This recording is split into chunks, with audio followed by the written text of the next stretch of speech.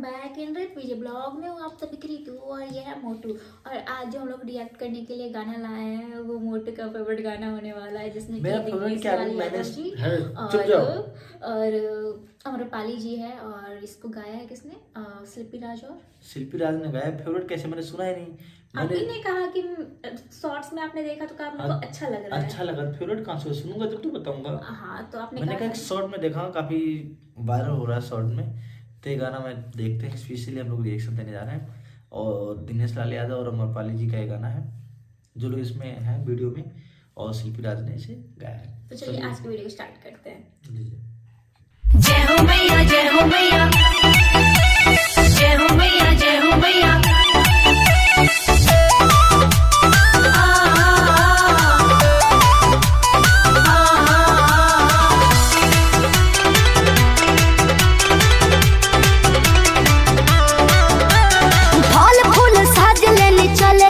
घाट पर बांधी लपी हरिया के पगड़ी तू माथ पर। ए सुनो, अरे फल फूल साज लेनी चले के घाट पर बांधी लपी हरिया के पगड़ी तू माथ पर। बाल मत झारो बोलो दोहरा में दिया बारो बोलो।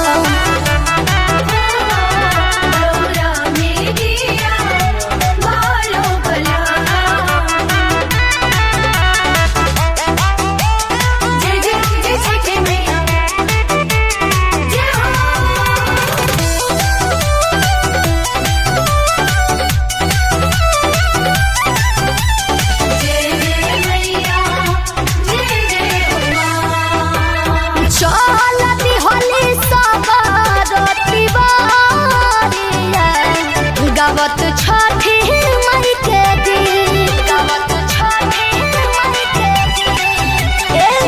पहिला बेरी कोइनी बरातिया मन में लागल बाटे सुन लो हमारो भला दोहरा में दिया बारो भला।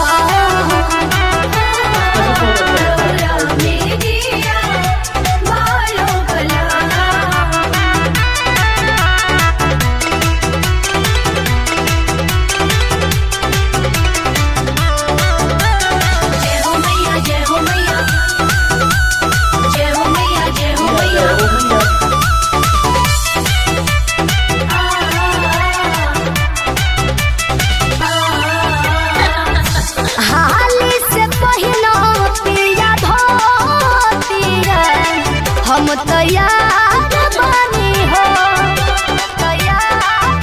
अरे जल्दी करो। भगवती के बड़ी उत्साह लागल बा, बेकरार बनी हो। हाली देखदार हो बोलो दोहरा में दिया बारो बोलो।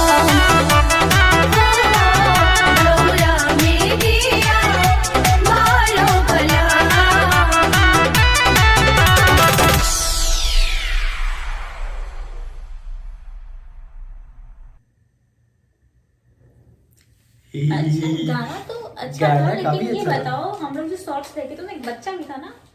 अरे इस गाने में नहीं था, इनके शॉर्ट्स में बच्चा तो दूसरा गाना था। अच्छा दूसरा था, इस गाने में नहीं था। इसका शॉर्ट देखा था हम लोग, अच्छा लगा। गाना काफी अच्छा है जो कि निरहुआ एंटरटेनमेंट पे अपलोड हुआ है। आप लोग देखना चाहते हैं तो जाके देख लीजिए।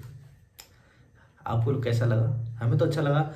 और इन दोनों की जोड़ी तो बहुत फेमस, आप लोगों को पता होगा, निरहुआ जी अमरपाली दुबे। अमरपाली दुबे हेल्दी है खूब ज्यादा, लेकिन कितनी क्यूट लगती है ना। हाँ, मेरे को भी ये लड़की क्यूट उसका लगती है। एक्सप्रेशन कितना अच्छा लगा था। मेरे को भी ये लड़की क्यूट लगती है। चल ठीक है, बाय बाय, टाटा। मिलते हैं आपको नेक्स्ट वीडियो में। Bye by.